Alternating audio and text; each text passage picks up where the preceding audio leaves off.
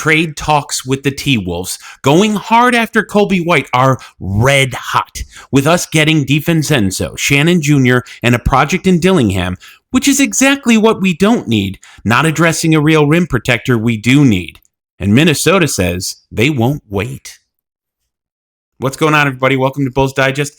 It seems when you lose 7 in a row and trade talks keep heating up, and Coby White's name is one of them that keeps appearing between him and Vooch. So let's get to it. But before we do, please make sure you hit that like and subscribe button. We're noticing that only 32.5% of you that are dropping by the channel are subscribing, and you're going to want to be up to date on all things Chicago Bulls, because here we keep you in the know from head to toe. Let's roll.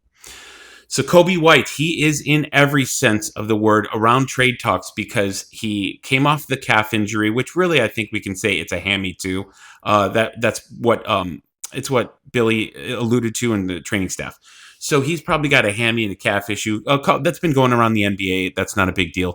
But the reason he's in trade talks is because explosive guards are at a premium right now. And before the trade deadline, the people who have deep playoff aspirations, like the T-Wolves, like other teams, 76ers, go down the East, go down the West, they're going to start to make that move now so they don't have to wait. Now, what are the good signs about this? Well, Shaq and I were talking on the channel. It does take care of the contract negotiations problem that are upcoming after the season, so that takes care of itself. But do we want to get rid of him? Do we want to part? Those are separate questions. Those are serious issues that we have to ask because he is an engine to our offense. Our offense is not good right now. Does a change in engine help? It can't. I like Coby in the long term. It just kind of depends what we think.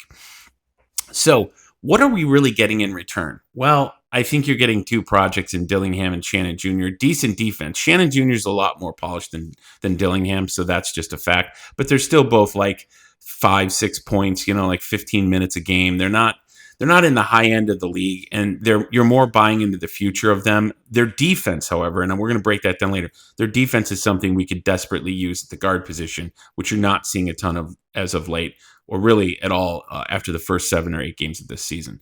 So there is an upside for them in the youth movement. DiVincenzo would be solid, but again,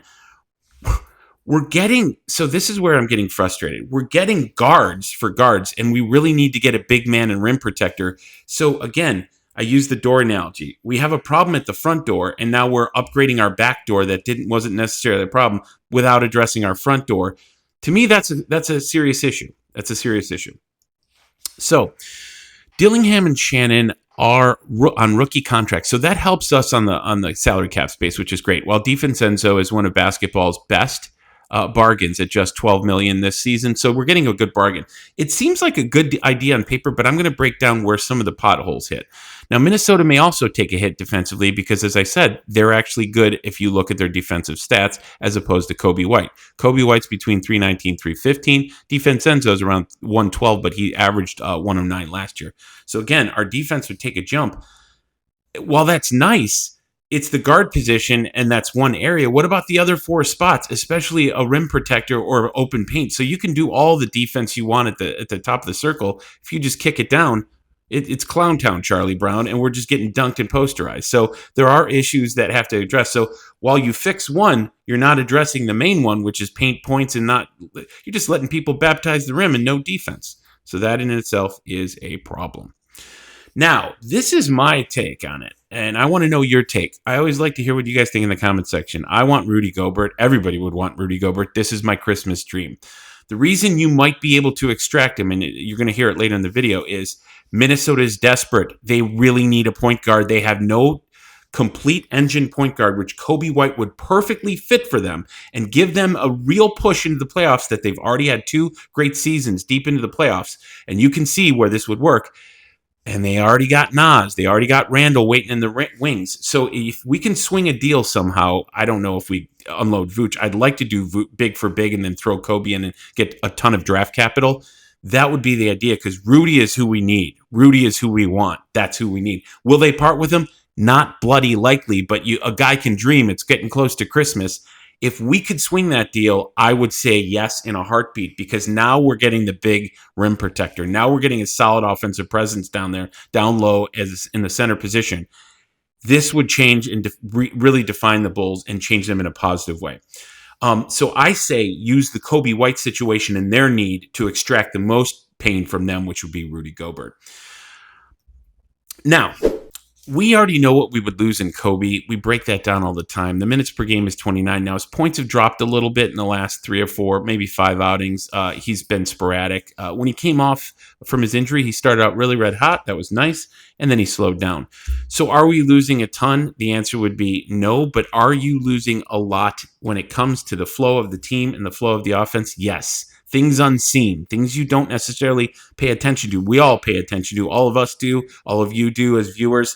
He is very much an engine, and even though that engine is sputtering, you'll be surprised. You'll be desperate when he's gone. I'll just tell you that much. Okay.